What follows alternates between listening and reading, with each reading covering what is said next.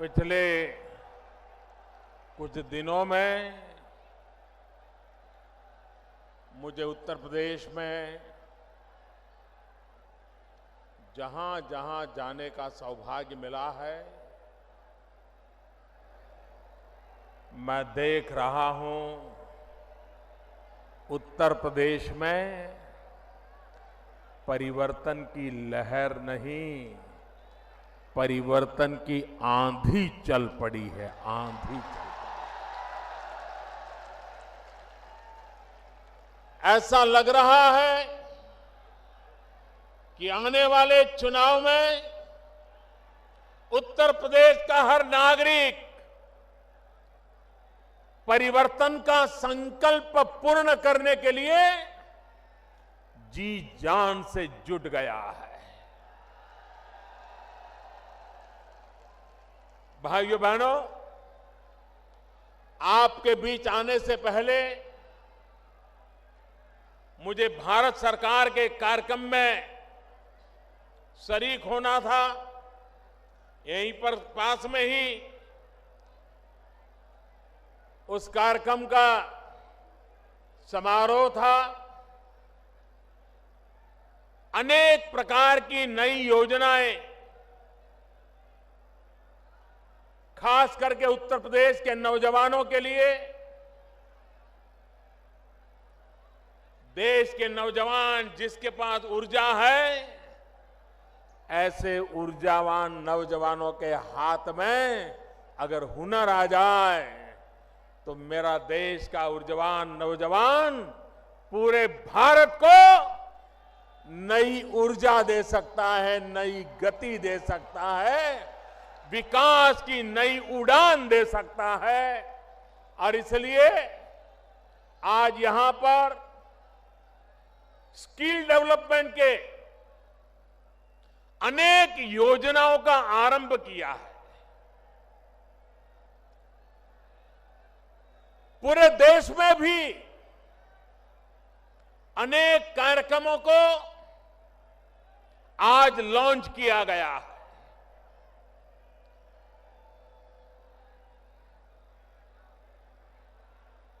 देश और दुनिया में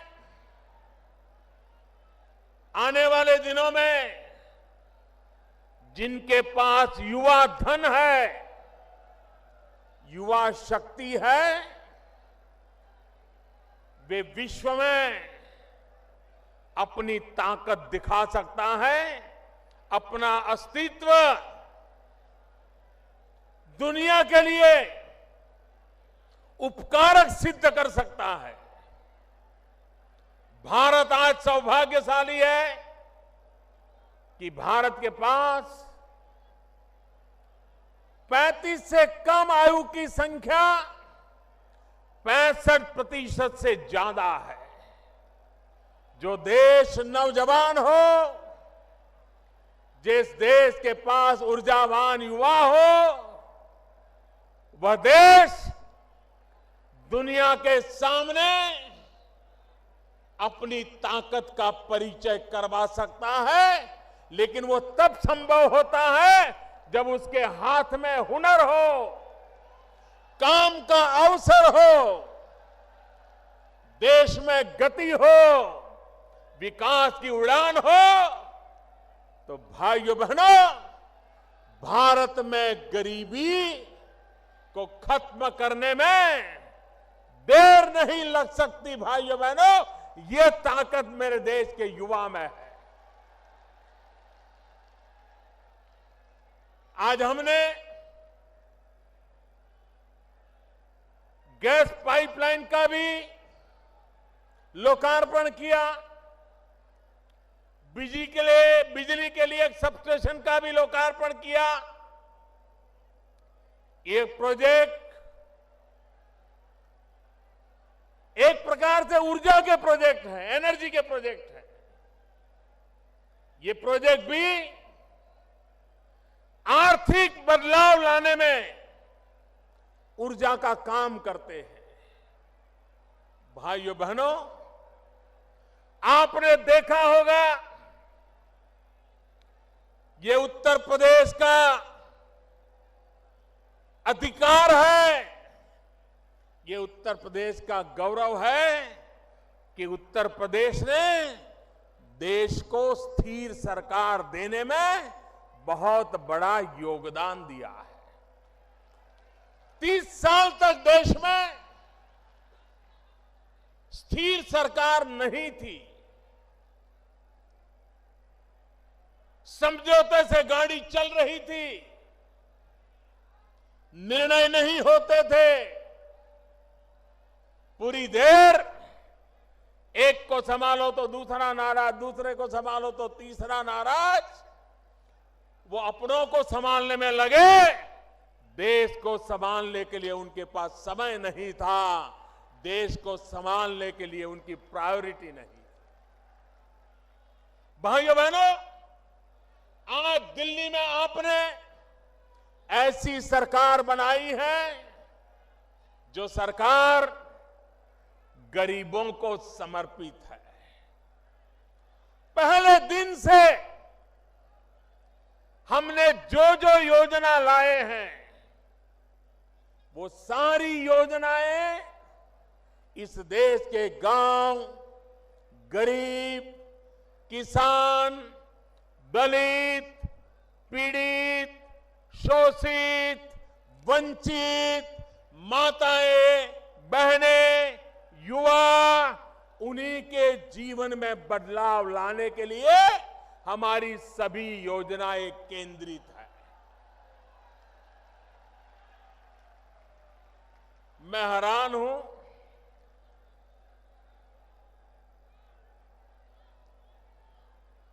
एक तरफ हम देश को भ्रष्टाचार से मुक्त कराने की लड़ाई लड़ रहे हैं, काले धन से देश को मुक्त कराने की लड़ाई लड़ रहे हैं।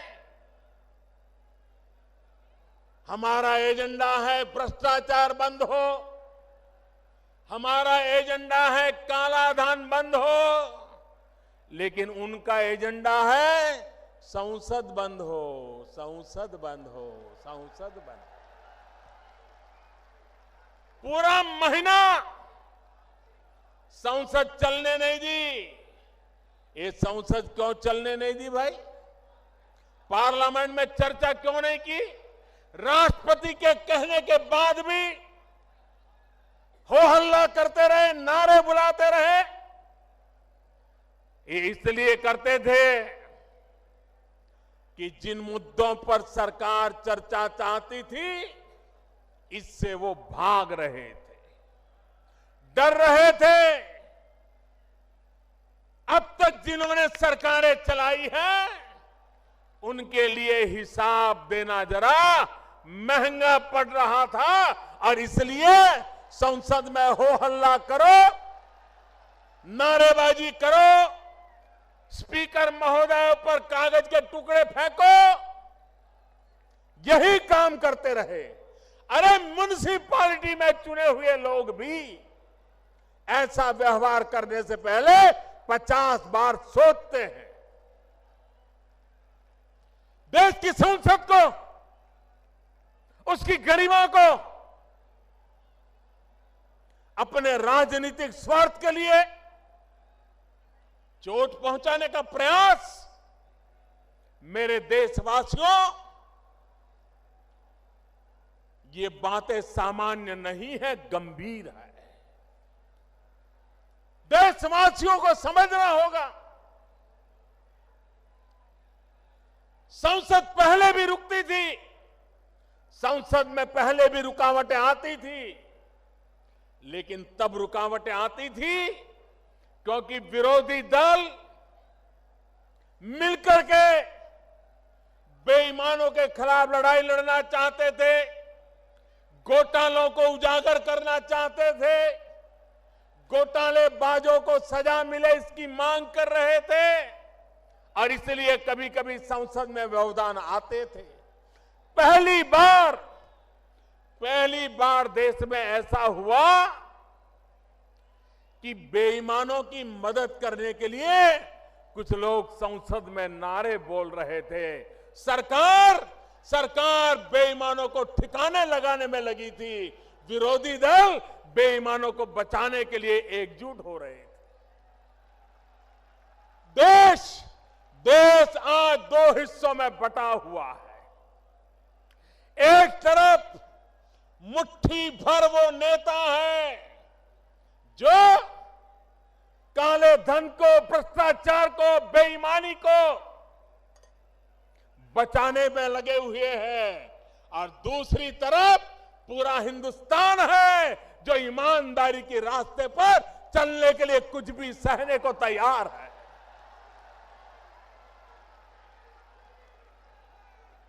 भाइयों बहनों, ये भ्रष्टाचार, ये काला धन, काला मन, काला कारोबार, यही है जिसने मध्यम वर्ग का शोषण किया है और गरीबों के हक को छीना है। भाइयों बहनों, आज दिल्ली में ऐसी सरकार बैठी है जो गरीबों को हक दिलाना चाहती है, जो मध्यम वर्ग को शोषण से मुक्त कराना चाहती है, जो देश में ईमानदारी के रास्ते पर आगे बढ़ना चाहती है, और देशवासी जिस ईमानदारी के लिए पहचाने जाते हैं उसको लेकर के एक नई ताकत खड़ी करना चाहती है। लेकिन भाइयों बहनों, जिनको आदत बेईमानी की पड़ी है, जिनको आदत गलत काम करने की पड़ी है, उनसे अब देश ज्यादा अपेक्षा नहीं कर सकता है। और इसलिए मेरे प्यारे देशवासियों, मेरे प्यारे भाइयों बहनों, ये परिवर्तन की आग, ये परिवर्तन की ललक, पूरे उत्तर प्रदेश में परिवर्तन की आंधी क्यों आई है? यहां के लोग गुंडागर्दी से तंग आ चुके हैं, तंग आ चुके हैं।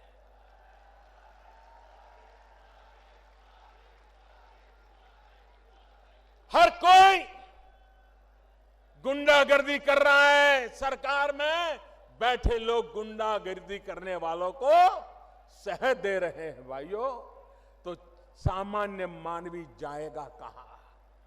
उसका मकान छीन ले, उसकी जमीन छीन ले, वो जाएगा कहां? भाइयों बहनों, जब तक लखनऊ में सरकार नहीं बदलोगे, ये गुंडागिर्दी करने वाले ठिकाने नहीं लगने वाले। सामान्य मानवी को परेशान करने वाले लोग चुप बैठने वाले नहीं हैं।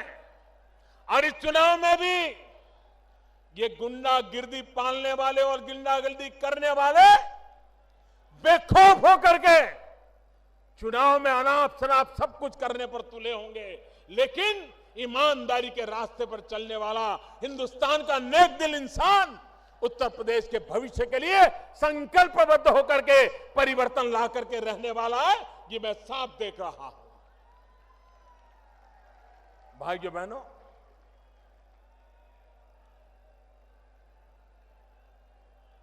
मैं आज हमारे देश के चुनाव आयोग का भी अभिनंदन करता हूं। उन्होंने देश के राजनीतिक दलों को भी काले धन से मुक्ति के लिए आह्वान किया है। भारतीय जनता पार्टी इसका स्वागत करती है। भाइयों बहनों, संसद के सत्र के पहले ऑल पार्टी मीटिंग में सभी राजनीतिक दलों के सभी वरिष्ठ नेताओं के बीच में मैंने उनके सामने आग्रह से कहा था कि देश ईमानदारी चाहता है, देश ईमानदारी के रास्ते पर आगे बढ़ना चाहता है। राजनीतिक दल, राजनेता, उनके प्रति जनता के दिल में अविश्वास भरा पड़ा है। लोकतंत्र में हम राजनेताओं की, राजनीतिक दलों की जिम्मेवारी है कि हम जनता को ईमानदारी का विश्वास दिलाएं।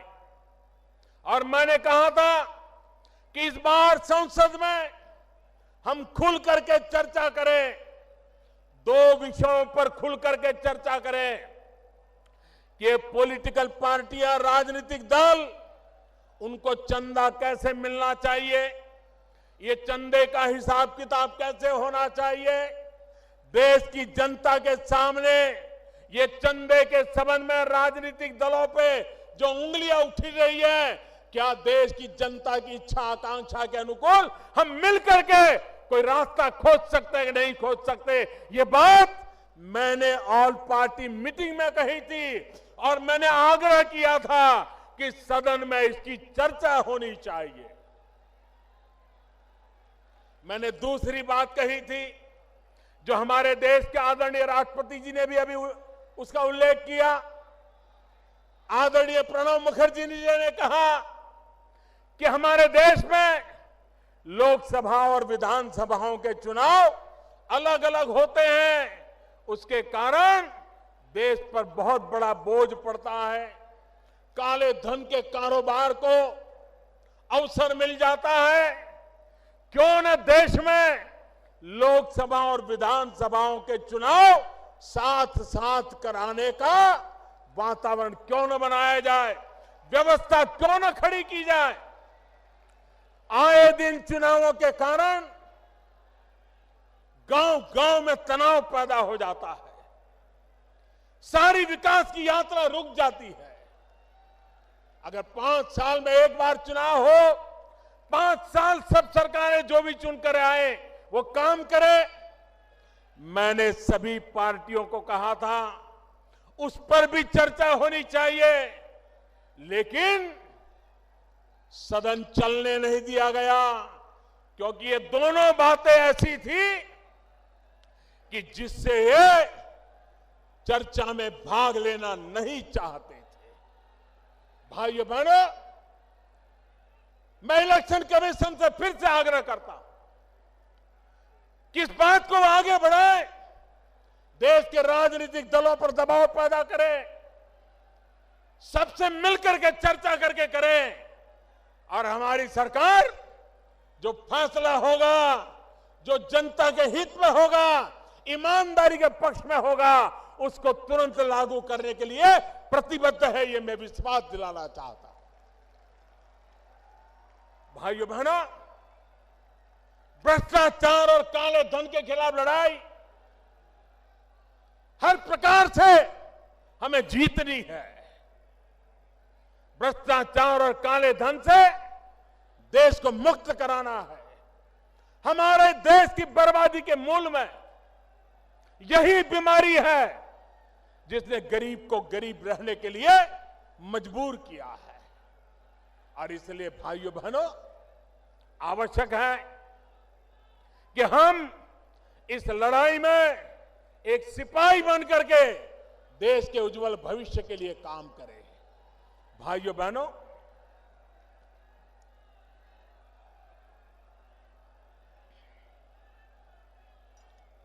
आठ नवंबर को हमने नोटबंदी का निर्णय किया। आप जानते हैं कैसे कैसे लोगों के पसीने छूट गए हैं, जिन्होंने गरीबों का लूटा है। वे आज परेशानियां झेल रहे हैं, रास्ते खोज रहे हैं। गरीबों के घर जाकर के कतार लगा के खड़े हो गए थे कि मेरे पैसे हैं, कुछ तुम रख लो, बैंक में जमा कर दो ताकि मैं बच जाऊं। भाइयों बहनों, जब 1000 की नोट थी तो 100 की नोट को कोई पूछता नहीं था। अब 1000 और 500 की चली गई तो 100 वालों की ताकत बढ़ गई, ताकत बढ़ गई। वो भी दिन थे जब बड़े बड़े लोगों की पूछ होती थी छोटे लोगों को पूछता नहीं था, अब छोटी नोट भी पूछी जाती है, पूजी जाती है, छोटे लोग भी पूछे जाते हैं, पूजे जाते हैं। ये बदलाव आया है। भाइयों बहनों, कांग्रेस पार्टी 35 साल पहले जो कानून बनाया था पॉलिटिकल पार्टियों के हिसाब किताब के संबंध में, हमारी सरकार ने उसमें फुल स्टॉप कॉमा को भी हाथ नहीं लगाया है। और कल मैंने देखा कांग्रेस के नेता हमें बदनाम करने के लिए उछल पड़े थे। मैं जरा कांग्रेस वालों को याद कराना चाहता हूं, कांग्रेस पार्टी के लोग सीना तान करके मीडिया के सामने बोलते थे, बेशर्मी के साथ बोलते थे। जब सीताराम केसरी कांग्रेस पार्टी के कोषाध्यक्ष हुआ करते थे, परमानेंट कोषाध्यक्ष थे, और सीताराम केसरी कैसे कोषाध्यक्ष थे तो खुद कांग्रेस के लोग बोलते थे, न खाता न वही, जो केसरी कहे वो ही सही। न खाता न वही, केसरी कहे वो ही सही। ये तो उनके हिसाब किताब के तरीके थे। देश की जनता को कभी हिसाब न देना, भ्रष्टाचार पनपे तो पनप देना, खुद के फायदे में जो हो वो करते रहना, इसी का परिणाम है कि देश तबाह हो गया है। भाइयों बहनों, हम विकास की नई ऊंचाइयों पर देश को ले जाना चाहते हैं। आप मुझे बताइए, आजादी के 70 साल बाद उत्तर प्रदेश में इतनी सरकारें आके गई, इतने सारे प्रधानमंत्री बने उत्तर प्रदेश से, उसके बावजूद भी उत्तर प्रदेश में करीब 1500-1600 गांव ऐसे हैं जहां पर 21वीं सदी में भी बिजली का खंभा नहीं पहुंचा, बिजली का तार नहीं पहुंचा, बिजली का लट्टू नहीं लगा। क्यों भाई? मेरे उत्तर प्रदेश के उन 1500-1600 गांवों का क्या दोष है कि उनको 18वीं शताब्दी में जीने के लिए मजबूर किया गया? क्या कारण है? भाइयों बहनों, मैंने लाल किले पर से आह्वान किया था पिछले वर्ष, और मैंने कहा था 1000 दिन में हिंदुस्तान के जो 18,000 गांव, जिसमें उत्तर प्रदेश के 1500-1600 गांव है, 1000 दिन में मैं बिजली पहुंचा दूंगा। भाइयों बहनों, आज बड़े संतोष के साथ मेरे उत्तर प्रदेश के भाइयों बहनों को मैं कहना चाहता हूं, जो 1500-1600 गांव थे, उसमें अब 70-72 गांव बाकी रहे हैं। बाकी गांवों में बिजली पहुंच गई, लोगों ने बिजली घरों में लेना शुरू कर दिया। भाइयों बहनों, जो 70-72 गांव बाकी रहे हैं, उसमें भी 50 गांव ऐसे हैं जहां कोई लोग ही नहीं रहते, सिर्फ कागज पर गांव का नाम बचा है। एक प्रकार से सिर्फ 20-22 गांव बाकी है जिसका काम तेजी से चल रहा है। अगर यहां की सरकार रुकावट न डाले तो वो काम भी बहुत तेज गति से पूरा कर देंगे। ये मैं हिसाब आपको दे रहा हूं। भाइयों बहनों, एक समय था गैस का कनेक्शन लेना हो, गैस सिलेंडर लेना हो, तो कितने पापड़ बेलने पड़ते थे। ये माताएं बहनों ने तो कभी सोचा भी नहीं था, गरीब माँ बहनों ने, कि कभी उनके घर में भी गैस का चूल्हा होगा, गैस का सिलेंडर होगा, और फटाक से खाना पका करके, खाना बच्चों को खिला करके रोजी रोटी कमाने के लिए जा पाएंगे। कभी सोचा तक नहीं। हमने बीड़ा उठाया है। 3 साल के भीतर भीतर हिंदुस्तान के गरीब परिवारों में गैस का कनेक्शन देना, गैस का सिलेंडर पहुंचाना और लकड़ी के चूल्हे से शहद बर्बाद हो रही मां बहनों को बचाने का हमने बीड़ा उठाया है। और आज अकेले उत्तर प्रदेश में लाखों परिवारों में कोई भ्रष्टाचार की शिकायत नहीं है, कोई भाई भतीजेवाद की शिकायत नहीं है, कोई जातिवाद की शिकायत नहीं है। जिसका भी नाम गरीबी की रेखा के नीचे रिकॉर्ड पर लिखा है, 35 लाख से ज्यादा लोगों के घरों में गैस का कनेक्शन पहुंच गया, गैस का चूल्हा जलने लग गया, बच्चों को अच्छा खाना मिलना शुरू हो गया। भाइयों बहनों, अगर काम करना चाहे तो काम कैसे हो सकता है, इसका ये उदाहरण आप दे सकते हैं। भाइयों बहनों, ये उत्तर प्रदेश कोई साल ऐसा नहीं जाता है जबकि गन्ना किसान परेशान न होता हो।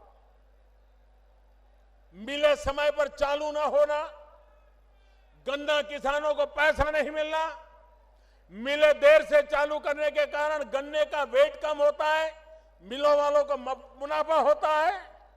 पहली बार भाइयों बहनों समय पर मिलें चालू हुई है और गन्ना किसानों के 2013, 14, 15 में जो बकाया राशि 20-22 हजार करोड़ थी, उसको भुगतान करने में हमारी सरकार ने सफलता पाई है। भाइयों बहनों, यह काम होता है और इसलिए हम देश के किसान को भी ताकत देना चाहते हैं। सॉइल हेल्थ कार्ड, यूरिया का निम कोटिंग, आप जानते हैं यूरिया का क्या उपयोग होता था। मैं जरा दिल्ली वालों को कहना चाहता हूं, दिल्ली वाले बड़े चाव से जो दूध पीते थे ना, उनको पता भी नहीं चलता था कि सही में गाय या भैंस का दूध कौन सा है और यूरिया से बना हुआ सिंथेटिक दूध कौन सा है, पता तक नहीं चलता था।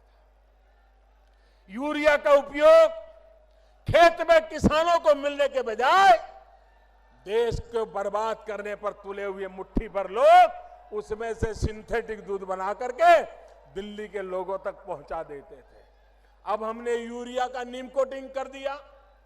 अब यूरिया का नीम कोटिंग करने के कारण उसका सिर्फ एक ही उपयोग हो सकता है और वो जमीन में खेत में डालने के सिवाय कोई उपयोग नहीं हो सकता है। बताइए मेरे भाइयों बहनों, करोड़ों करोड़ों बच्चों की जिंदगी हमने बचाई कि नहीं बचाई? बताइए मेरे भाइयों बहनों, करोड़ों करोड़ों बच्चों की जिंदगी बचाई कि नहीं बचाई? एक निर्णय, नीम कोटिंग, यूरिया का नीम कोटिंग सिंथेटिक दूध बनाने वालों के धंधों पर चोट पहुंचा दी और देश के करोड़ों बच्चे जिनको इस प्रकार का यूरिया से बना हुआ दूध पिलाने के लिए मजबूर किया जाता था, उन बच्चों की जिंदगी बचाने का काम एक निर्णय से हमने कर लिया है। भाइयों, ये नोटबंदी भी ऐसी है, एक निर्णय से अच्छों का खेल खत्म हो चुका है। कुछ लोगों को लगता था कि बैंक में पैसे डाल दिए तो सफेद हो जाएंगे।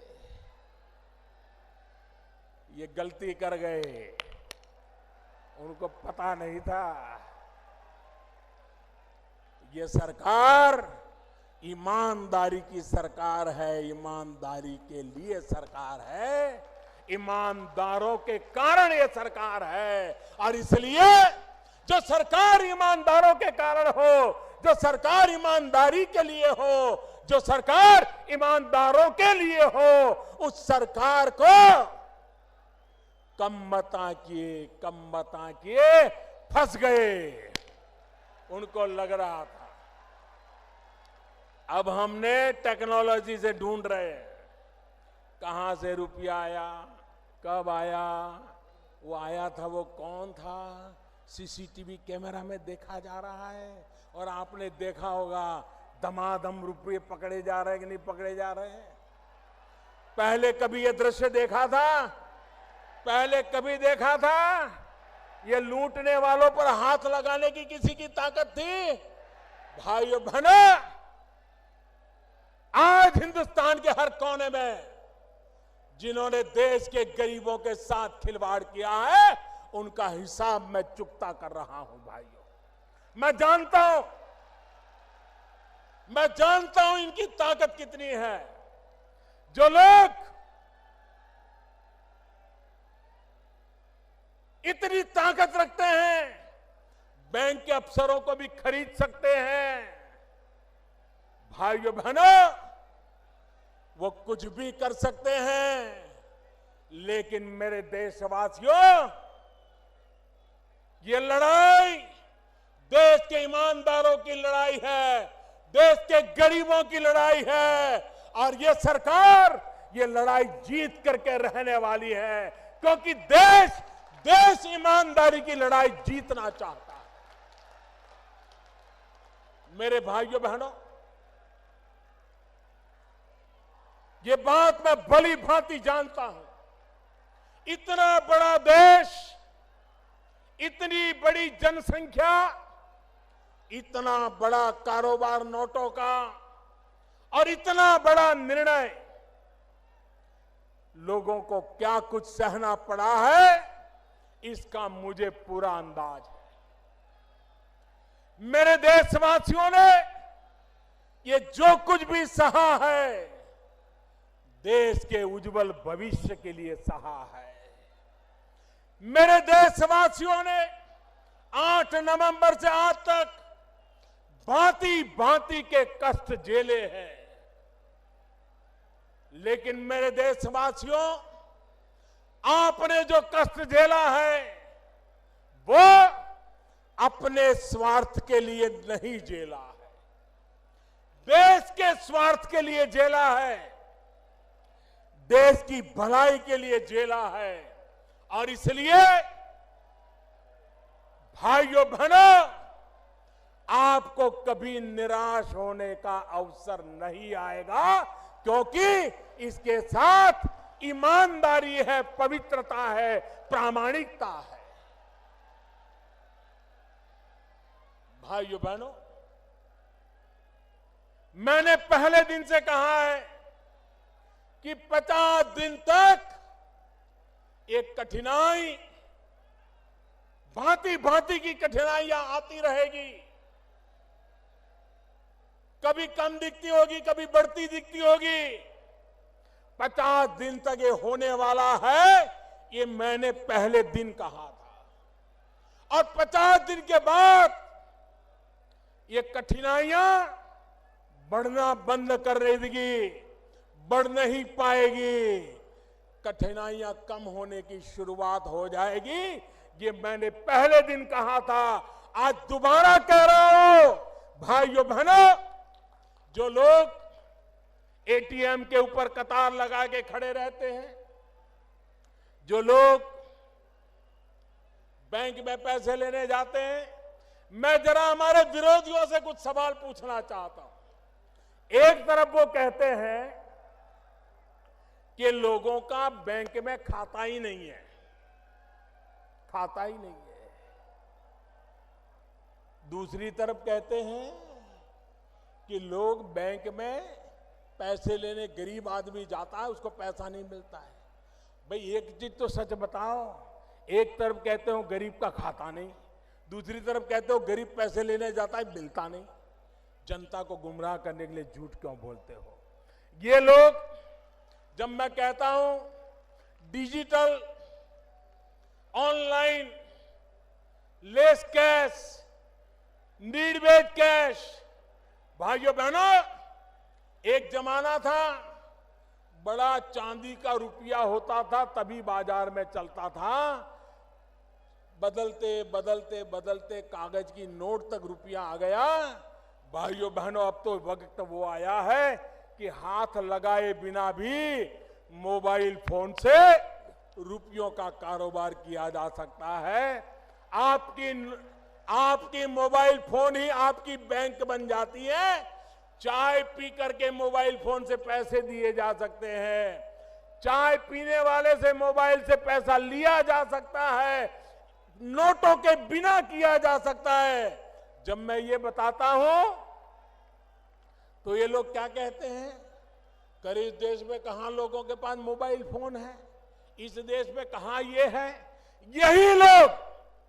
यही लोग हर चुनाव में ये भाषण देते थे कि राजीव गांधी प्रधानमंत्री थे, वो हिंदुस्तान में कंप्यूटर युग लाए। राजीव गांधी प्रधानमंत्री थे, इस देश में मोबाइल फोन लाए। राजीव गांधी प्रधानमंत्री थे, इस देश के गरीबों के हाथ में उन्होंने मोबाइल फोन दे करके एम्पावरमेंट किया। यही भाषण ये लोग करते थे। लेकिन अब जब मैं कह रहा हूं कि मोबाइल फोन को बैंक बना दो तो कहते हैं मोबाइल फोन है ही कहां, गरीब के पास मोबाइल है कहां। इतना झूठ बोलते हो आप लोग। यही लोग ढोल पीटते थे कि राजीव गांधी ने मोबाइल फोन दिया। अब मैं कहता हूं मोबाइल फोन का बैंक मिलेगा तो कहते हैं मोबाइल फोन है ही नहीं। आप इनको पहचानो कितना झूठ बोलते हैं। ये लोग गुमराह कैसे करते हैं, लोगों को भड़काने का काम कैसे करते हैं। भाइयों बहनों, ये सरल कारोबार है और भारत सरकार ने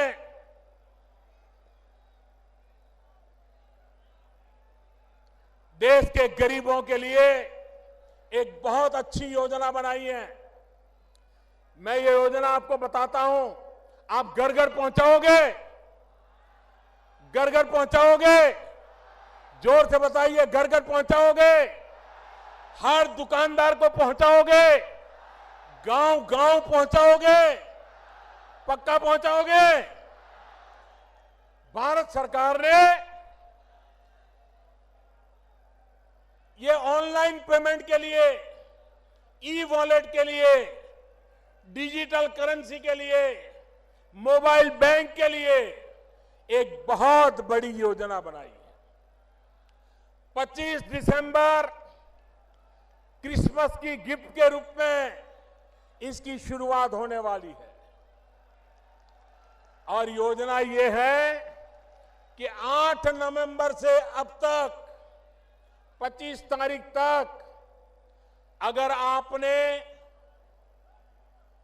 अपने डेबिट कार्ड से, क्रेडिट कार्ड से कोई खरीदी की होगी, आपने मोबाइल फोन के वॉलेट से कोई खरीदी की होगी, तो उसका एक विशिष्ट नंबर जनरेट होता है। इन सारे नंबरों का 25 तारीख को ड्रॉ निकलेगा, इनाम का ड्रॉ निकलेगा और 15,000, कम नहीं, 15,000 लोग जिनका नंबर लगेगा उनके खाते में सरकार की तरफ से 1,000 रुपया जमा हो जाएगा।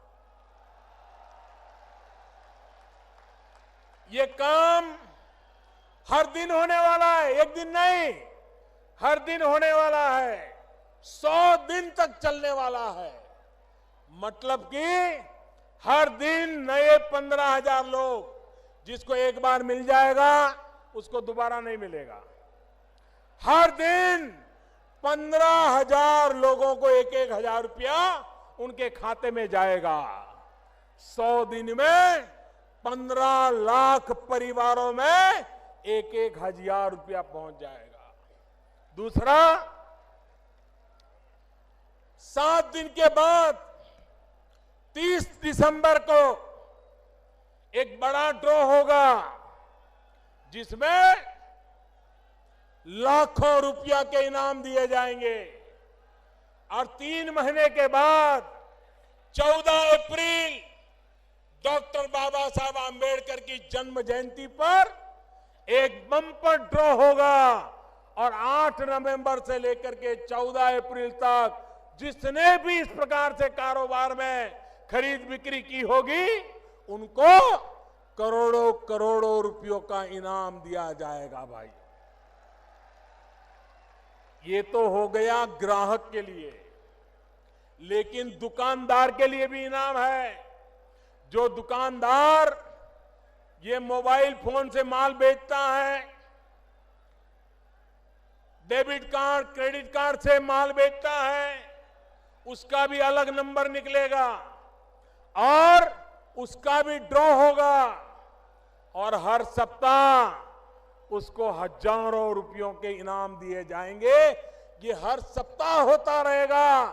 व्यापारियों को भी इनाम मिलेगा, ग्राहक को भी इनाम मिलेगा, लेकिन ये इनाम बड़े लोगों के लिए नहीं है, ये इनाम छोटे लोगों के लिए है। जो 50 रुपये से ज्यादा खरीद करता है और जो 3,000 रुपये से कम खरीदता है, उसी को इसका लाभ मिलेगा। 3,000 से ज्यादा खर्च करने वाले को इनाम की जरूरत नहीं होती है।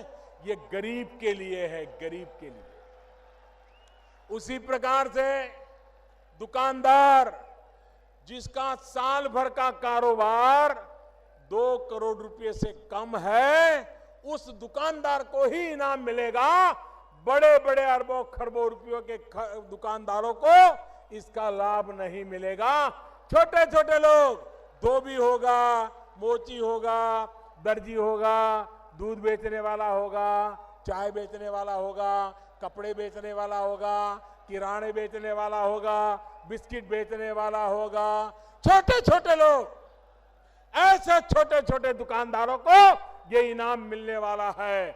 और इसलिए मेरे भाइयों बहनों, आप लोग ये कोशिश करेगा आपके गांव में भी इनाम आए, आपके गांव के लोग भी मोबाइल फोन से खर्च करने की आदत डालें, व्यापारी भी मोबाइल फोन से लेन देन करना शुरू करे। आप देखिए, भ्रष्टाचार और कालेबाजारी करने वालों के दिन समाप्त हो जाएंगे। भाइयों बहनों, फिर से कभी देश में काले धन की नौबत नहीं आएगी, फिर से इस देश में भ्रष्टाचार के खेल नहीं हो पाएंगे। ये काम हम सबको मिलकर के करना है। भाइयों बहनों,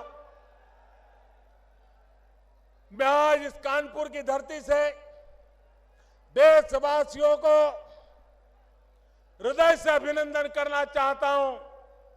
ये लड़ाई जीत हम इसलिए रहे हैं क्योंकि देश के करोड़ों करोड़ लोगों ने आशीर्वाद दिए हैं। ईमानदारी की लड़ाई आगे इसलिए बढ़ रही है कि करोड़ों करोड़ों गरीब देशवासियों ने, मध्यम वर्गीय लोगों ने, ईमानदार लोगों ने देश के लिए कष्ट झेला है।